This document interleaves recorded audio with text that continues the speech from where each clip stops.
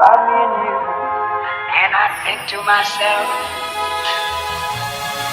what a wonderful world.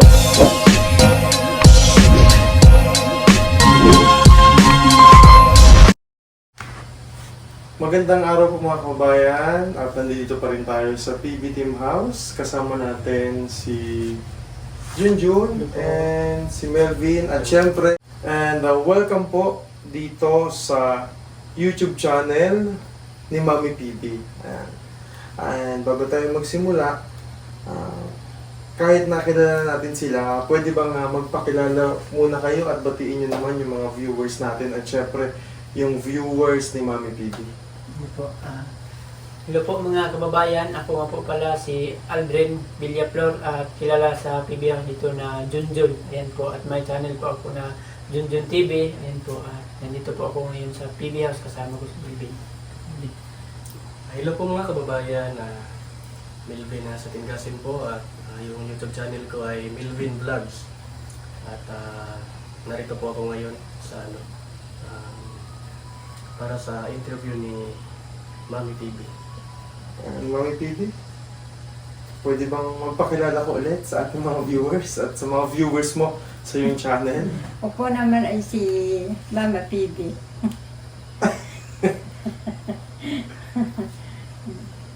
Kamusta naman kayo?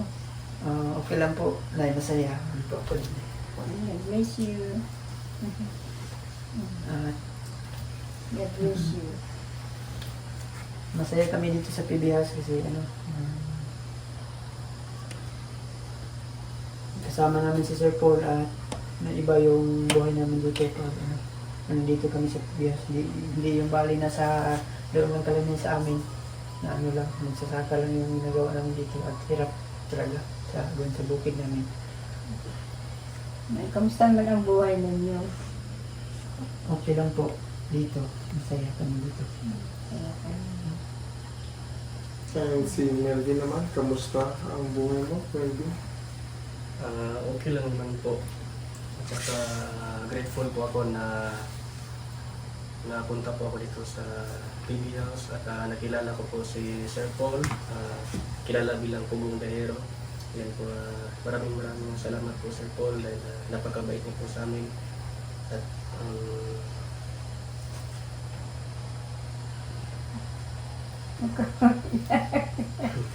Parang napapaiyak ka agad.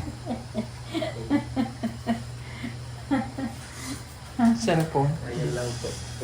Nabanggit kanina Mami PB no, ni Junjun na dati bago ka mapunta dito sa PB House kay Pugong Dahero, dati ka magsasaka. So ano yung trabaho mo bilang magsasaka? Mag-uuling lang at saka magtanim ng mga gulay doon. Yun lang po. At yung kumbaga labor lang doon sa kami. Nag-uuling? Opo, nag-uuling. Matanong ko lang, meron ka na bang pamilya Junjun? Meron na po, may anak na akong isa. Ilang taon lang yan? 3 months pa yung dos. Bata pa. Patang yung asawa. Nandun po sa, ngayon ay nandun po sa PB Team Ralph. So Malapit lang po dito. kay PB Team Ralph. So, dati, sabi mo ikaw ay nagsasaka, nag-uuling. Kumbaga, parang upahan, parang Opo, ganyan. nakikitrabaho ka sa mayroon talagang ulingan. Hormonal pandang Hormonal bata ka sa Hormonal. Gaano kalaki yung kinikita mo dati? Dati noon sa amin ay yung isang araw ay 250 lang yung sahod. 250 per day. Opo. Napagkakasya mo yun sa family? Pinasya na lang po kasi wala man tayong magagawa doon sa bukid. Kumbaga, mag-sikap na lang ng journal, ayan. Sa mahal ng bilihin, yung 250 na yun, Opo. napagkakasya mo lang yun. Opo. May times ba na dumating sa buhay niyo na walang-wala talaga? Meron po. So,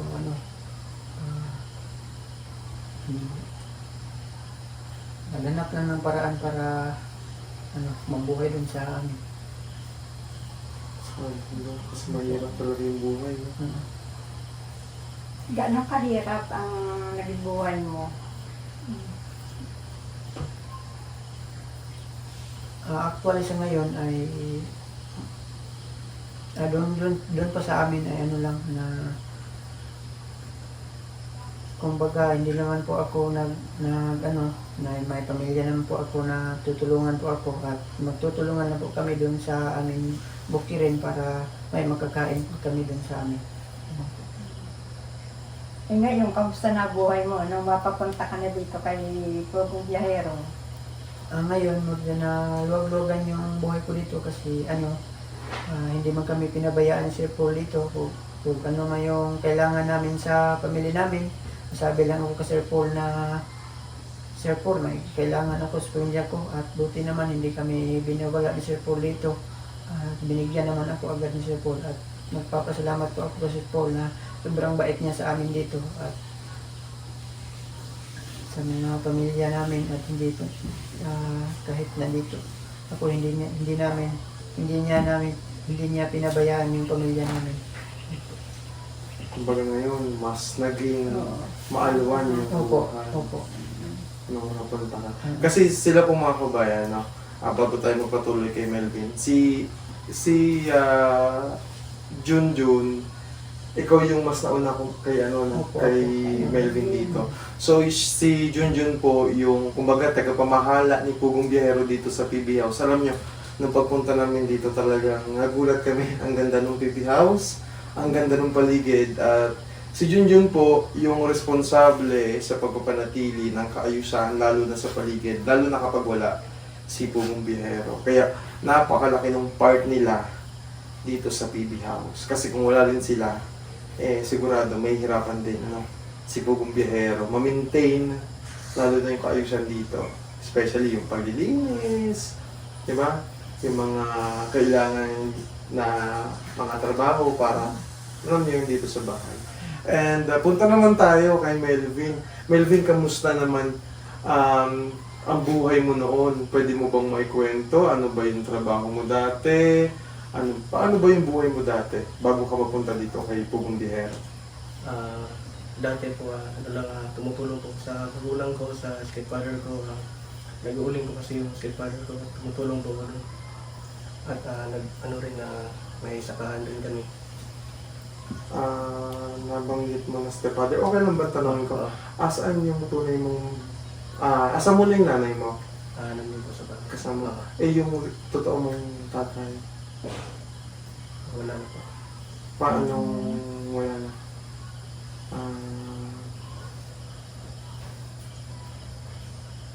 Patay. Ilang taon ka na ngayon? 25 po. 25. Ilang taon ka nung nawala yung father mo? I think, 4 taon po ako.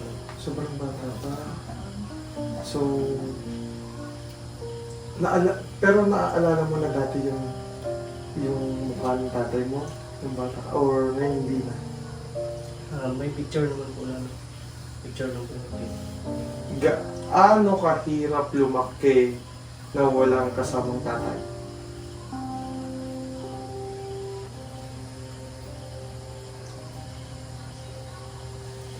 Sobrang hirap.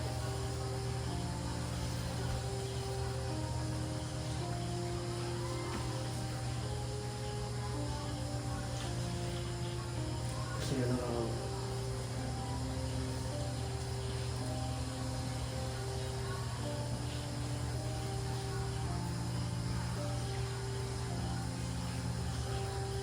Sige lang.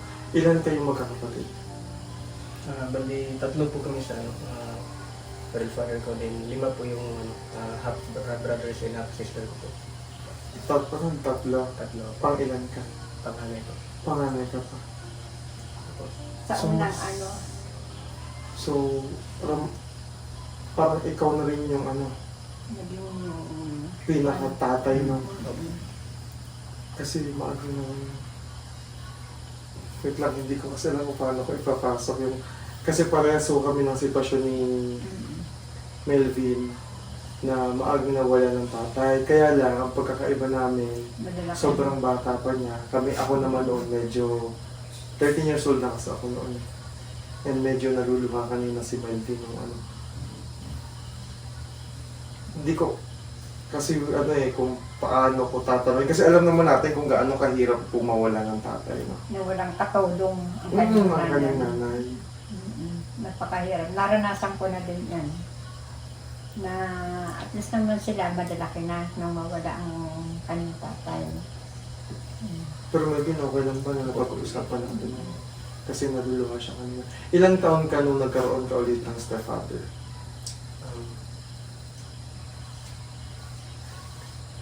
Hindi ko po maalala pero mga limang taon ata ko. Nagkaano na rin. Ah, So, kamusta naman? Okay naman kayo? okay naman po. Mhm. So, pero yung stepfather mo na yun nagpalaki sa inyo. Opo. Naging maganda yung pagsasama naman. So, paano yung buhay? Mahirap? May mga pagkakataon ba na walang-wala talaga?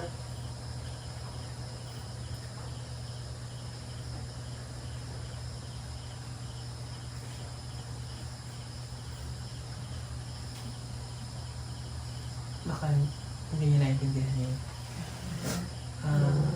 Ah, pwede pati ulit. Translator?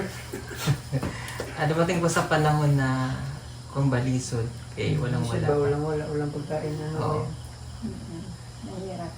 Mahirap. Ah, opo. Iniisip mo yung kakainin, yung na mga Ano yung, kapatid. ano yung ginagawa niyo noon? Yung para, wait lang. Makabalik lang ulit ako. Kasi nag-hormonal ka dati. Okay. Pag hindi mo naintindihan mo, magsabi ka. Okay? Para, kasi naintindihan naman po natin dahil si Melvin ay, Naulitan na. hindi, I mean, hindi po siya katulad ng Tagalog. At kami din naman ay hindi marunong Bisaya. mag-Bisaya. Bisaya. Kung mahiya magsabi pagka, Pag hindi naintindihan, naintindihan. ako na lang mag-translate kahit baloktot, kahit barok. Diba? Kasi kanina naiiyak si Melvin, bigyan natin ng tissue si Melvin. Melvin, kuha ka ng tissue. Sige na po niya. So, kamusta yung buhay mo ngayon na nandito ka na sa PBT? Okay naman po. Naging masaya ka naman. Masaya ka dito. Opo. Gaano kasaya? 1 to 100 daw. Kasi nakikita po natin si Melvin dito. Nagulat kami kasi magaling na siyang umakting. Dahil yung mga, di ba, napanood na natin siya sa Crispal, di ba, kasama nila dun sila, Puro Biyahero. And usapan natin, na para-parehas tayo nakakaranas ng mga pagsubok sa buhay. Pero, yun nga, naniniwala kasi kami na yung mga nangyayari sa buhay natin may purpose yan. No? Kumbaga, alam ni Lord kung ano yung ipaplano niya para sa'yo. Kaya kung ano man yung hirap natin noon, hindi, or kaano man yung hirap natin ngayon, hindi palagi nandiyan, no? Diba? Paunti-unti, ibibigay ni Lord yung para sa atin. And especially kay Melvin. Ayan. Nagdaan yung Pasko, saan kayo nag-celebrate ng ka-family mo? Or sino ba yung kasama mo nag-celebrate ng Pasko mo? Doon ako nag-celebrate ila PBT Rab kasi nandoon yung asawa ko at masaya naman kami doon kasi nakasama ko yung pamilya ko at first time ko po na nagpasko na kasama ko yung anak ko at saka asawa ko. Ayan po. Ako ay may ibang pamilya naman at kung baga hindi ako nakapunta ila mama kasi pero noong nakaraang araw ay nagpunta naman ako doon at sinabihan ko naman sila mama na hindi ako makapauwi dito sa sa Pasko. Sa New Year na lang po ako nang uwi dito. At buti naman pinapayagan ko ni mama. And si Melvin, saan ka naman nag-celebrate ang Pasko mo? Paano niyo celebrate yung Christmas? Doon po ako nag-celebrate sa mga magulang ko. Simple lang po yung simple lang po. May Ano konting yung handa. handa yung Pasko? Simple lang po yung parang May spaghetti. meron. Diba? Hindi po mawawala sa handa ang Pinoy. May lumpia. May lumpia? Wala. Wala. Kasi normally tayo mga Filipino, sa Pilipinas ka lang daw po makakakita na ang sauce ng spaghetti at ng lumpia ay isa kasi ka ketchup yung ginagamit. At iba ang sarap. Anong ginamit yung sauce ng Pasko? Ketchup? Hindi, naka-ano na to, yun talagang pang ano na, Oo. ng panghanda talaga doon sa spaghetti. Ayan. Dahil ngayon ay Pasko, ngayon ay ang regalo ko sa inyo. Yung tanggapin mo ito. Yung na yung makakatulong sa inyo. Sabi yun, yun. Maraming salamat po, Nay. Malaking tulong na po ito sa amin. Yan yung makakatulong sa inyo.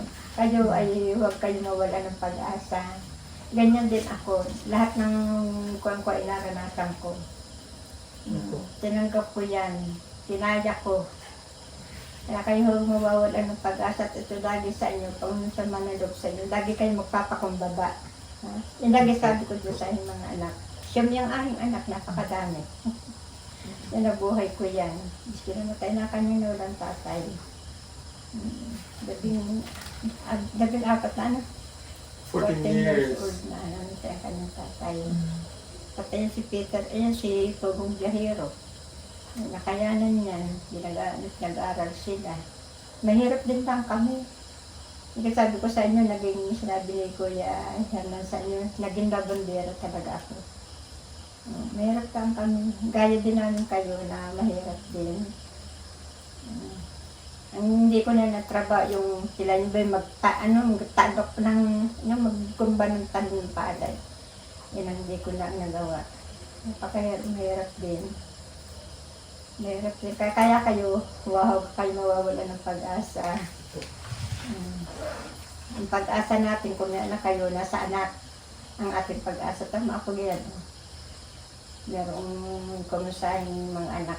Naisip ko kong Jairo, napaka yan. Pinag-aaral na din na kanyang mga kapatid. Napakahirap na din trabaho din yan. Siguro ikukunto niya sa inyo. Kung naglalabandera lang, para lang may babaonin na yung mga anak nung ako ng ampalaya. Tinitinda lang, tsaka yung kamuting kahoy. Tinitinda ko pa yun dyan sa kabilang baryo. 15 kilo, sunong-sunong ko yan. Oo, mabigat yun. Ang porsyento ko lang, namamasental ako 20% eh. Halimbawa, di ko na yun. 120 yun. 20% sa 100.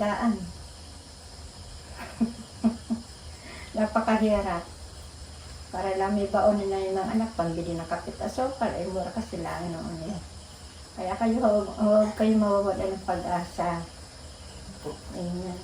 At ang pinaka-importante, huwag niyo kalimutan magdasal. Magdasal. Yun yung number one.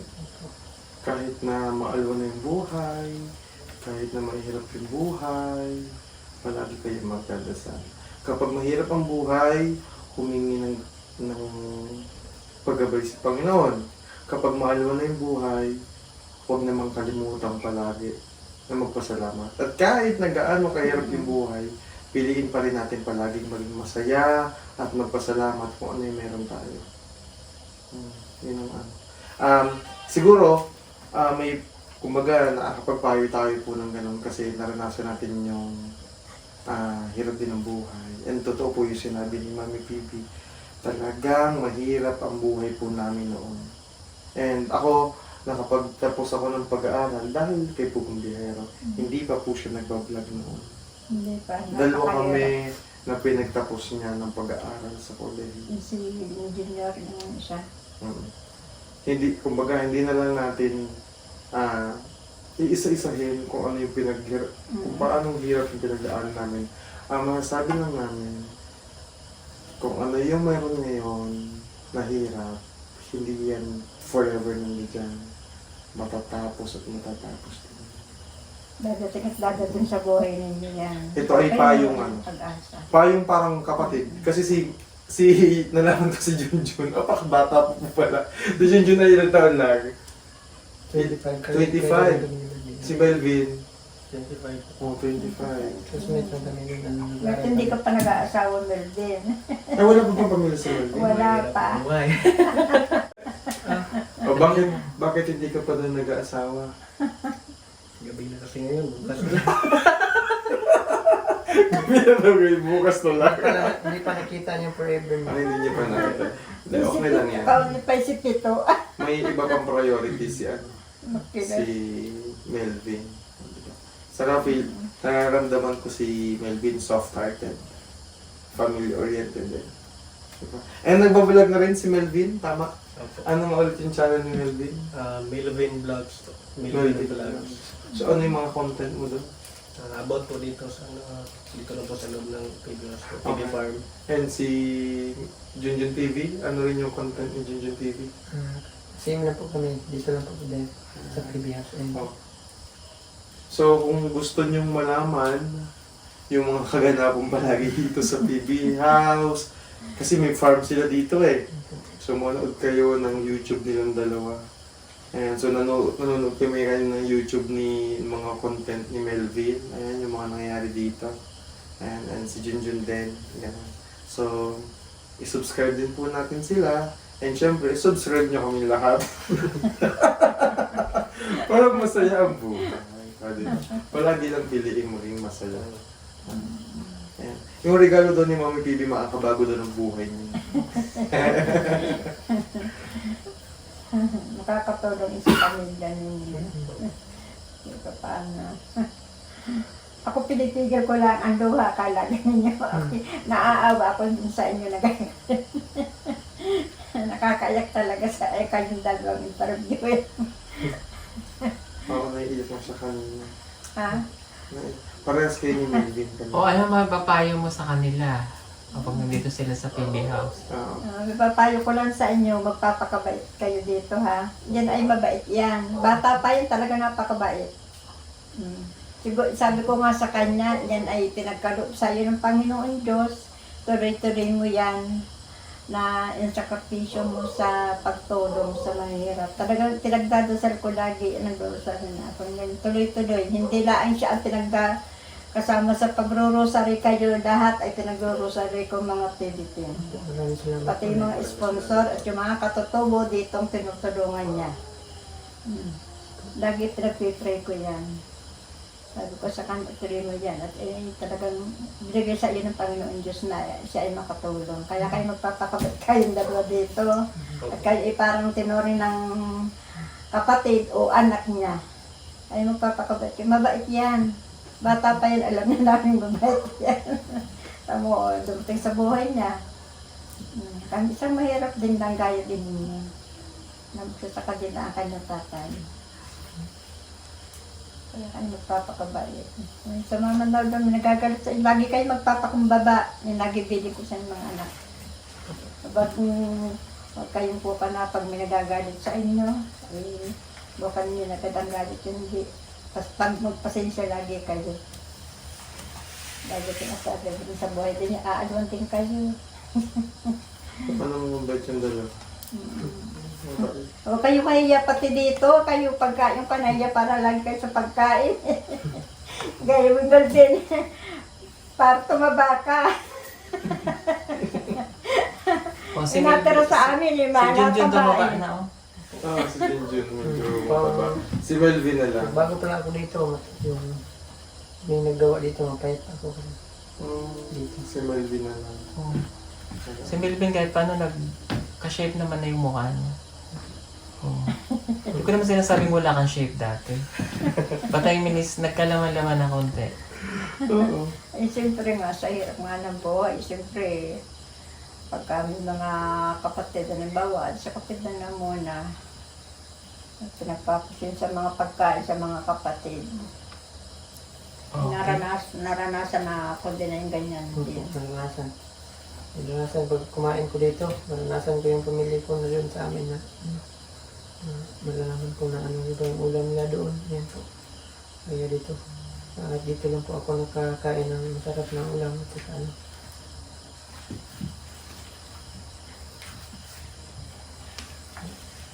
Doon sa amin, ano lang, tuyo, at saka ilumos yung ulam namin doon. masayang na kami. Dito, kada kain kami ng agahan tanghali. Kada kain ko po dito ay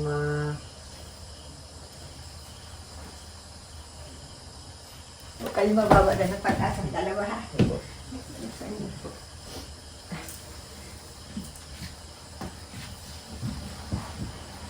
Huwag kayo ba't kayo dito? Okay. Hindi mo kayo pababayaan.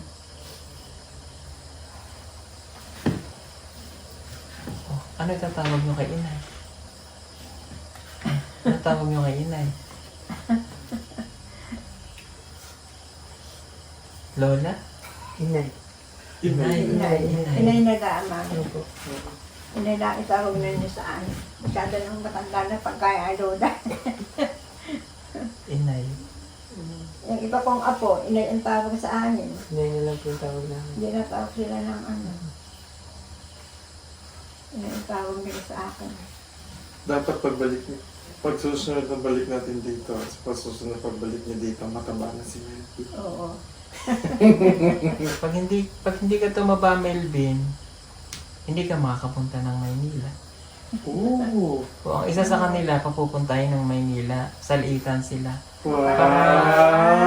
Para makapunta sila sa Maynila. Ang isa, Igagala natin sila sa Enchanted Kingdom. ang isa, hindi kasi sila pwede magsabay, walang may iwan. So, isa sa inyo ang pupunta, susunod naman yung isa. O kung gusto mo, ngayong May. Nakarating na ba si Junjun sa Hindi pa Manila? ako. Si Melvin? Hindi pa po. Yan po yung naranasan ko yung ano. Igagala natin sila Gusto ko yan kung marami. saan nagala. Oo, Si sila. Krishna. Gusto ko yan maranasan yung Nabasa niyo ba yung sumakay, vlog natin? sumakay ng airplane. Yan po. Ano gusto mo? Ano yung pangarap mo? Gusto ko yan maranasan yung ano na sumakay ng airplane. Oh, ay di pasasakayin ng airplane. Bukas na bukas, pabili natin sa Manila ng saging. Pasakay natin ng airplane. Papadaanin ko dito. Papadaanin ko. Oo. Nakakapting pala kayo ng Manila. And maraming salamat kay kay Mami PB sa pagpapaunlak niya sa atin, sa kanyang channel. And kay Melvin and syempre kay Junjun. Ayan, asama natin sila ngayong gabi.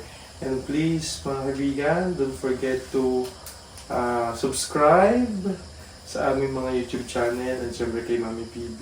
And nagpapasalamat din tayo sa sponsor natin ngayong gabi sa interview na ito, sa pag-usap natin kay Junjun and kay Melvin, si Pugong Biyahero. Ayan, maraming salamat. Sa mga hindi pa subscribe kay Pugong Biyahero, mag-subscribe siya. Wawa.